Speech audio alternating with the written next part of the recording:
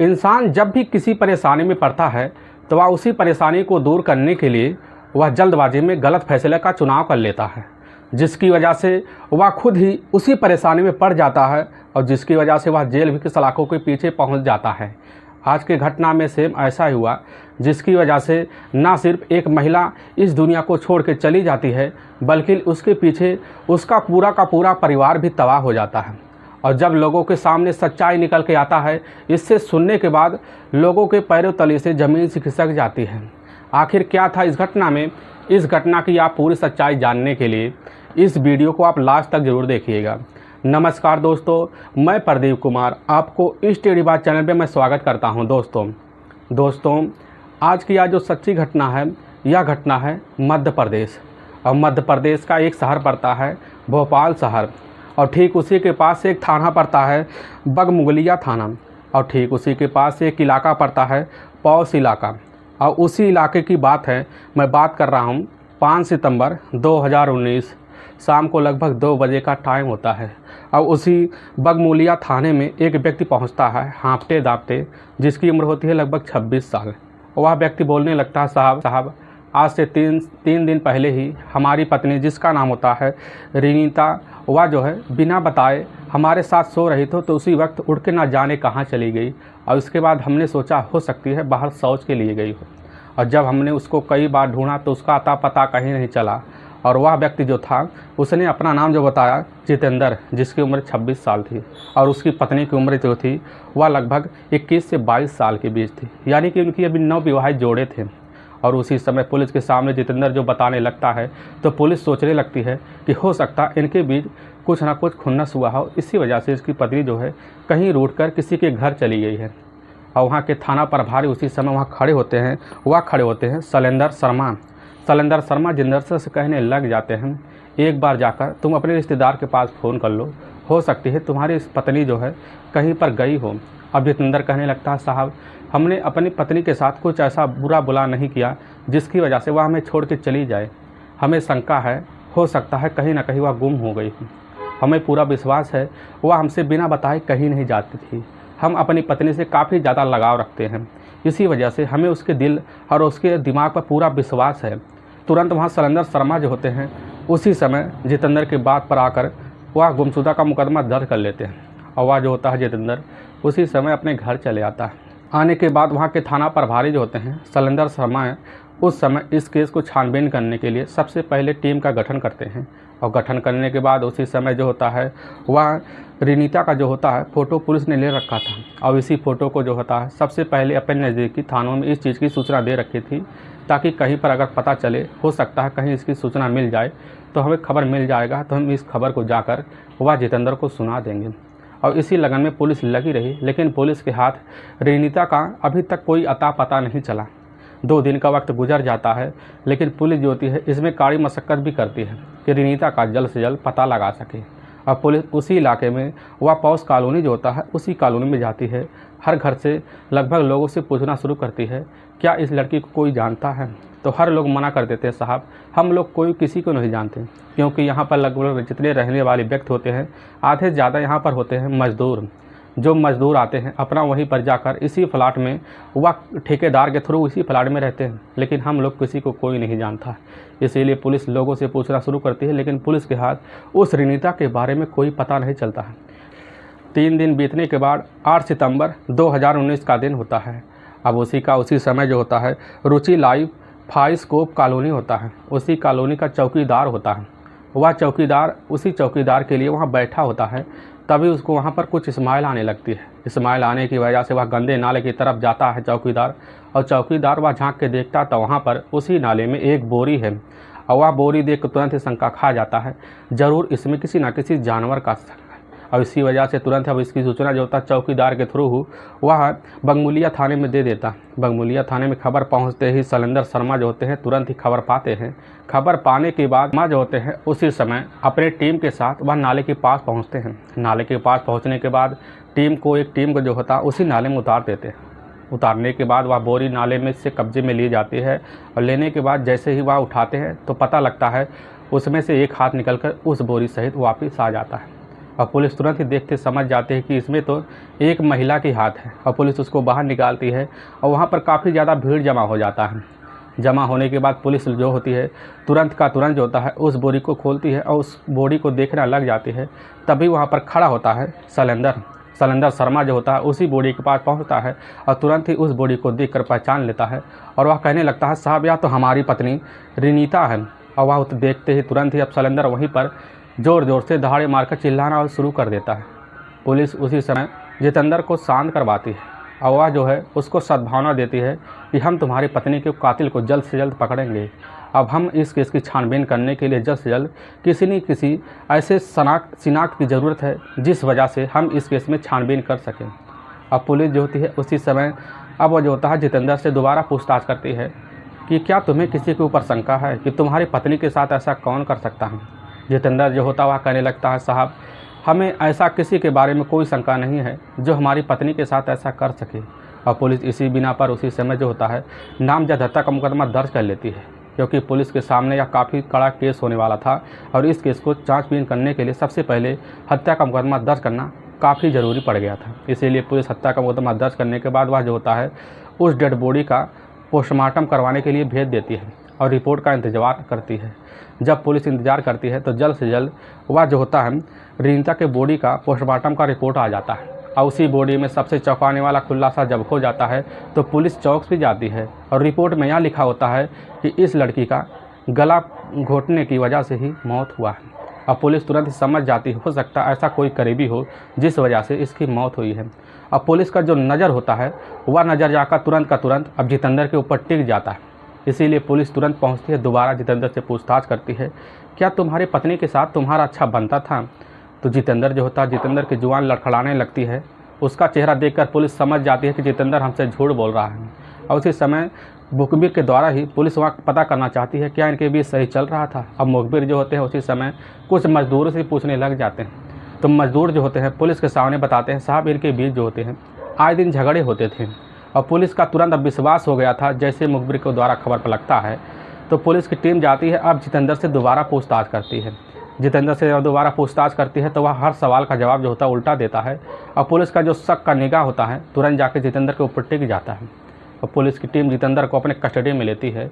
Custody में लेने के बाद पुलिस थाने में उसको ले आती है और जब ले आती है तो उसके साथ पुलिस जो होती है काफ़ी कड़ाई से पेश आती है।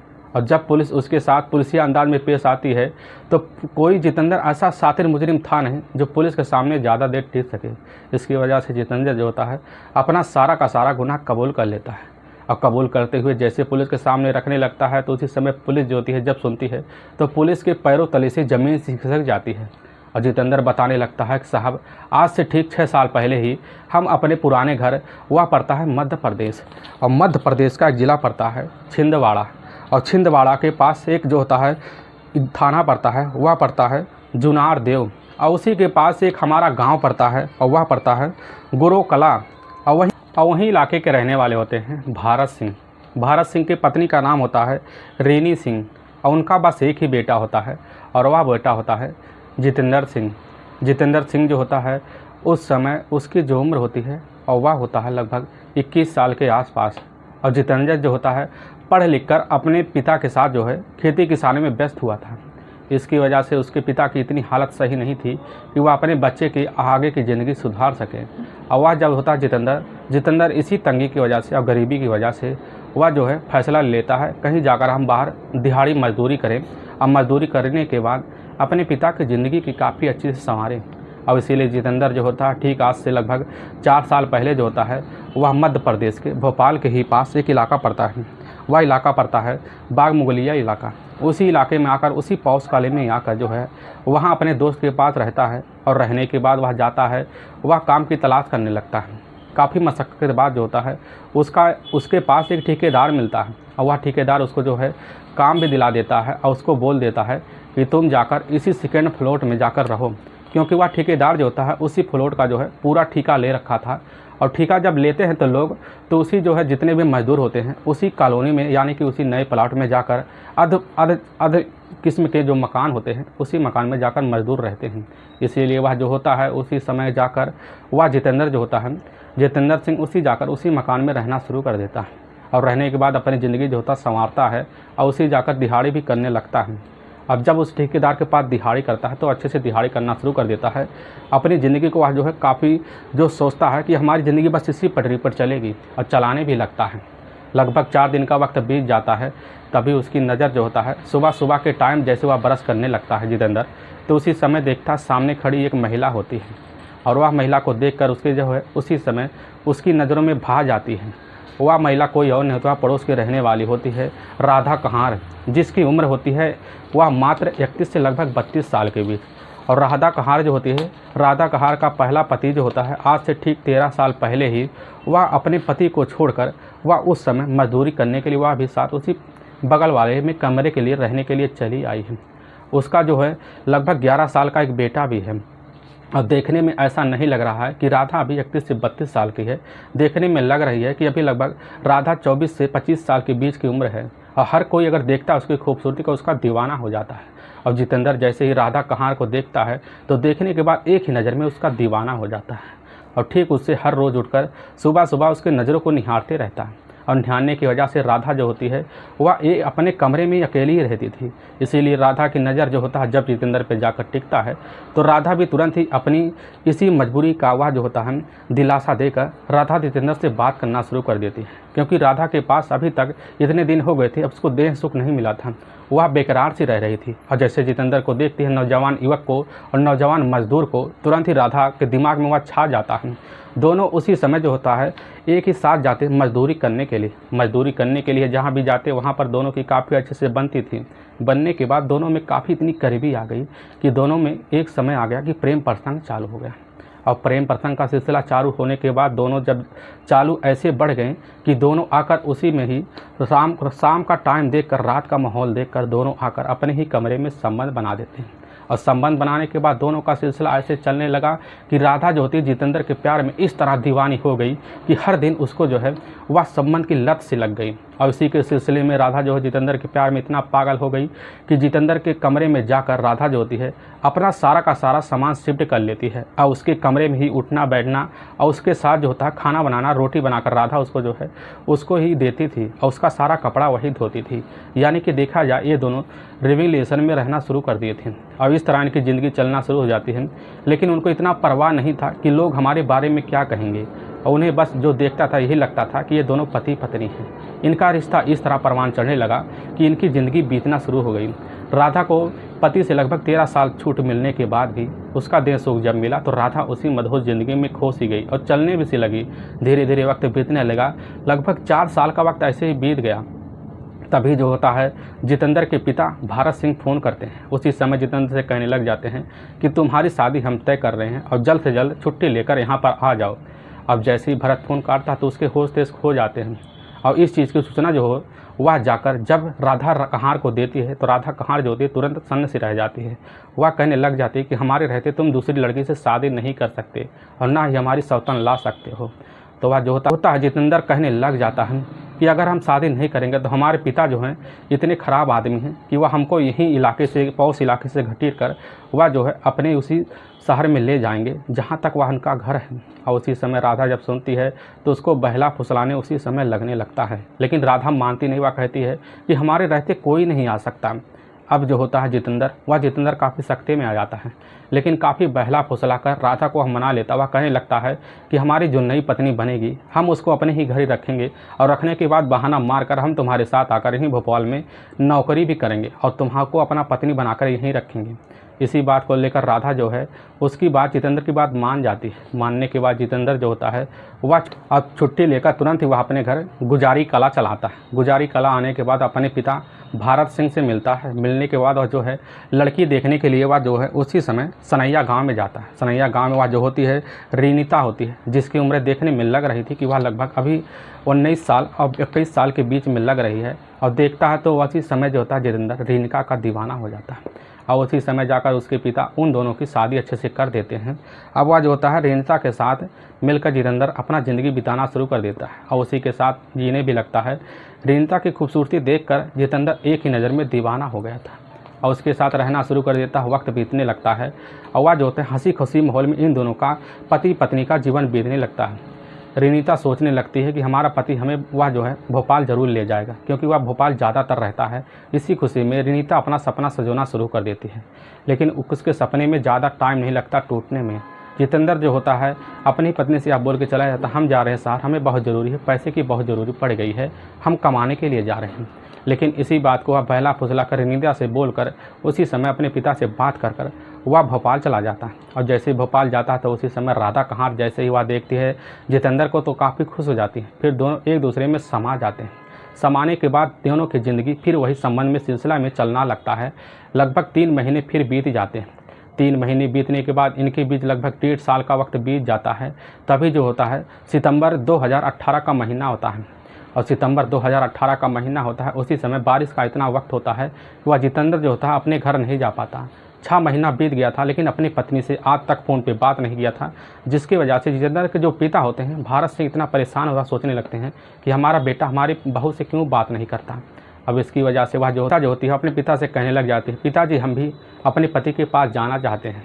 रिनीता जैसे ये बात कहती है, उसके पिता कहते हैं ठीक, हम तुम्हें छोड़ आएंगे। रिनीता के उसके पिता जो होते हैं भरत सिंह ले जाते हैं, उसी भोपाल में ही पॉस कॉलोनी में उसके पास छोड़ देते हैं, छोड़ के चले आते हैं। अब जितेंद्र जैसे अपनी पत्नी को पाता दंग रह जाता, वह सोचने लगता है कि हमारा सिलसिला और हमारे और जो राधा कहार के बीच कैसे चलेगा। और लेकिन वह जो बगल के कमरे में ही वह दोनों पति पत्नी रहना शुरू कर देते हैं। रहते रहते उनका जो होता है जीवन अच्छे से बीतना शुरू हो जाता है। लेकिन रिनीता जो होती है काफ़ी नादान थी, वह नहीं समझती थी कि पड़ोस में इतना बनता है कि हो सकता है यहाँ का माहौल ही ऐसा हो। इसीलिए वह राधा और उस समय जितेंद्र के ऊपर शंका नहीं खाती थी। लेकिन इसी वक्त धीरे धीरे वक्त बीतने लगता है, इनका साल भी बीतने वाला था। तभी 2 सितंबर 2019 का दिन होता है।